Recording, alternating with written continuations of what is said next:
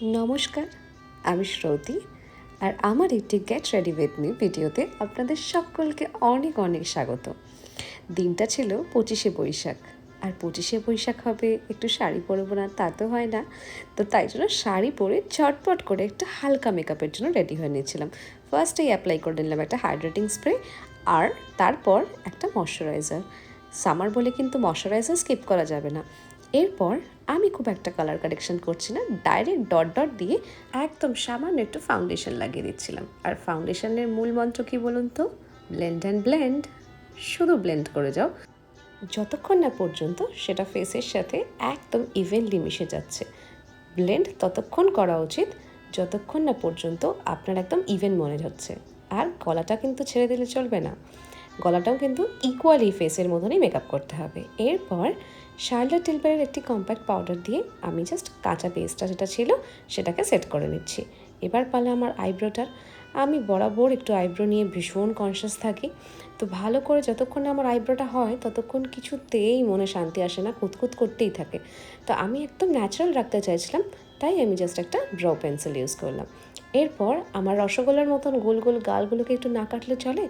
তো আমার কাছে এই কন্ট্রোলটা কিন্তু ভীষণ ইম্পর্টেন্ট। কন্ট্রোল হোক বা ব্রঞ্জিং হোক, আমার কাছে কিন্তু এটা সবথেকে নেসেসারি স্টেপ। কারণ আমার মতন যারা গোল গোল মুখের অধিকারী তাদের জন্য কিন্তু এটা ম্যাজিকের মতন কাজ করে। এরপর আমার সব থেকে ফেভারিট পার্ট হচ্ছে একদম ব্লাশের টুকটুকে গাল। কেন জানি না, সবার ভালো না লাগলেও আমার কিন্তু ভীষণ পছন্দ। অ্যাপ্লাই করে নিচ্ছে এটা নিউড লিপস্টিক। দেখুন তো কেমন লাগছে শেডটা।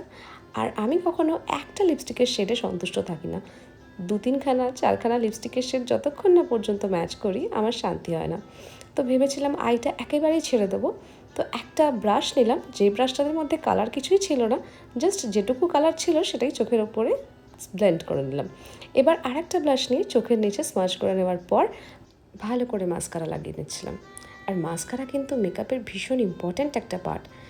আর আপনি চাইলে কাজল স্কিপ করতে পারেন, চাইলে আপনি আইলাইনার স্কিপ করতে পারেন, but never skip a mascara.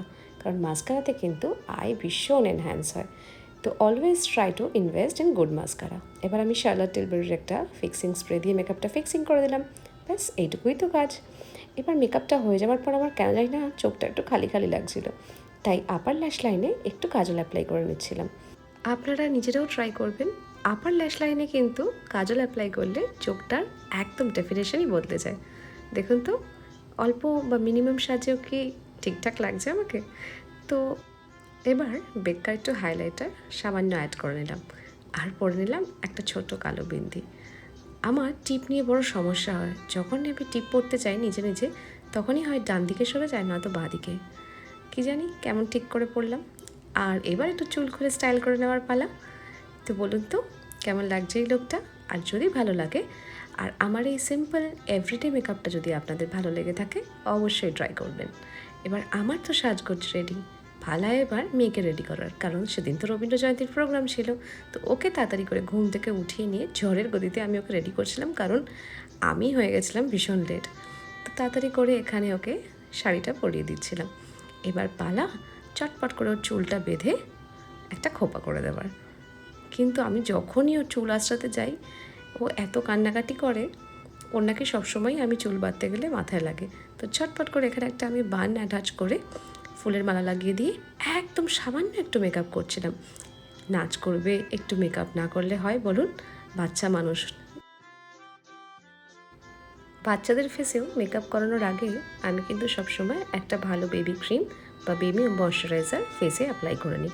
এরপর মেকআপের পরিমাণ খুবই সামান্য থাকে, ওই হালকা একটু কম্প্যাক্ট, একটু আইব্রো, একটু লাইনার, একটু লিপস্টিক, ব্যাস এইটুকুই তো দরকার ওদের, তাই না?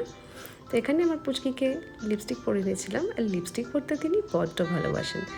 তো মোটামুটি রেডি। এবার পালা একটা ছোট্ট টিপ আর হালকা হাসি। দেখেন তো কেমন লাগছে আমার মিষ্টি মাকে। তো কেমন লাগলো আমাদের এই ব্লগটা? যদি ভালো লেগে থাকে তাহলে অবশ্যই একটা লাইক শেয়ার করে দেবেন। Thank you for watching.